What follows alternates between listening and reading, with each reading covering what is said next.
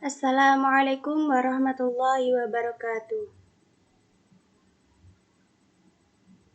Perkenalkan, nama saya Salsabila Dina Khairunisa. Saya dari kelas Psikologi C. Di sini saya akan menjelaskan tentang pengertian terjemah Al-Quran. Arti terjemah menurut bahasa adalah salinan dari suatu bahasa ke bahasa lain, atau berarti mengganti, menyalin, memindahkan kalimat dari suatu bahasa ke bahasa lain. Adapun yang dimaksud dengan terjemah Al-Quran adalah seperti dikemukakan oleh As-Sobani, memindahkan Al-Quran kepada bahasa yang lain, bukan bahasa Arab, sehingga ia dapat memahami kitab Allah dengan perantara terjemah ini.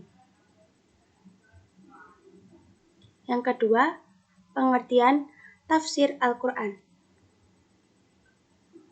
Secara bahasa, kata tafsir mengikuti pola taf'il, berasal dari kata al-fasr, yang berarti menjelaskan, menyingkap, dan menampakkan atau menerangkan makna yang abstrak.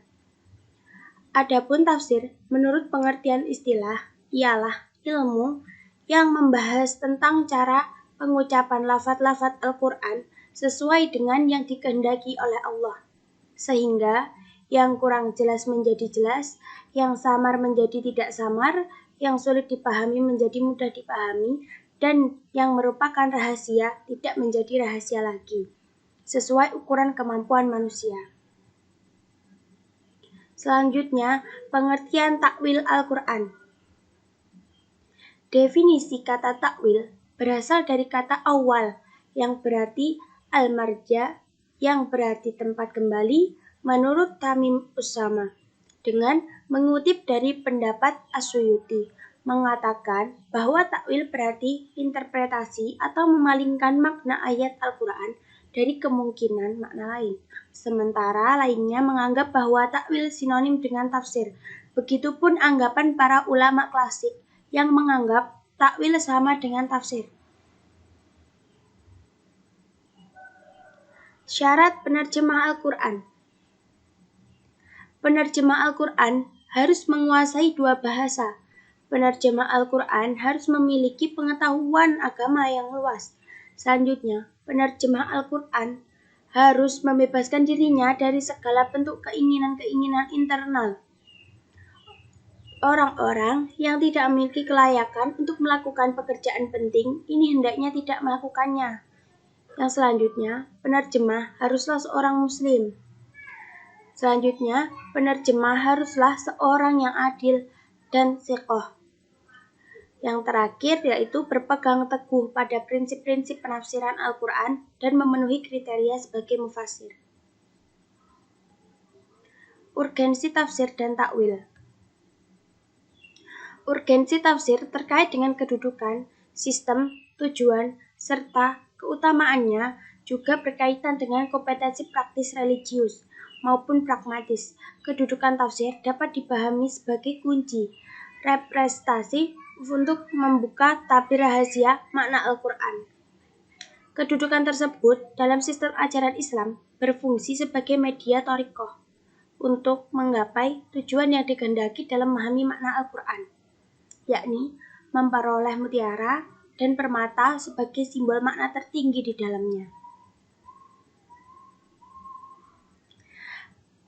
Prinsip dasar tasawuf. Yang pertama, aspek metodologis prosedur, atau bisa disebut dengan prosedur. Yang pertama ada menafsirkan lebih dahulu Al-Quran dengan Al-Quran. Yang kedua, mencari penafsiran dari As-Sunnah. Yang ketiga, meninjau pendapat para sahabat. Yang keempat, memeriksa pendapat tabi'in.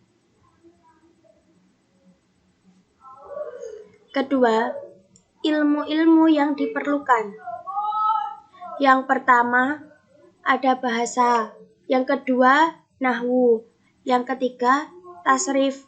Yang keempat, istiqaq. Yang kelima, ma'ani. Yang keenam, bayan. Yang ketujuh, badi. Dan yang ke-8 itu ada qiraah. Yang ke-9 usul ad-din, yang ke-10 usul al-fiqh, yang ke-11 asbabun nuzul, yang ke-12 nasikh mansukh, yang ke-13 ada fiqih, yang ke-14 hadis-hadis tentang penafsiran lafal mujmal dan mubham. Yang ke-15 yaitu mauhibah.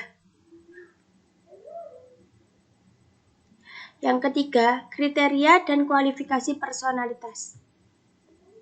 Ada yang berakidah benar, bersih dari hawa nafsu. Selanjutnya berpengetahuan bahasa Arab dengan segala cabangnya. Dan berpengetahuan bahasa, berpengetahuan pokok-pokok ilmu yang berkaitan dengan Al-Quran. Selanjutnya berkemampuan pemahaman yang cermat. Keempat, etika. Berniat baik dan bertujuan benar, berakhlak baik, taat dan beramal, berlaku jujur dan teliti dalam penukilan, tawadhu, berjiwa mulia, vokal dalam menyampaikan kebenaran, berpenampilan baik, bersikap tenang dan mantap, mendahulukan orang lain yang lebih utama daripada dirinya, yang terakhir mempersiapkan dan menempuh langkah-langkah penafsiran secara baik. Macam-macam tafsir. Secara klasik, metode tafsir dibedakan ke dalam dua bagian besar, yaitu tafsir bil ar-riwayah, tafsir bi ad-dirayah.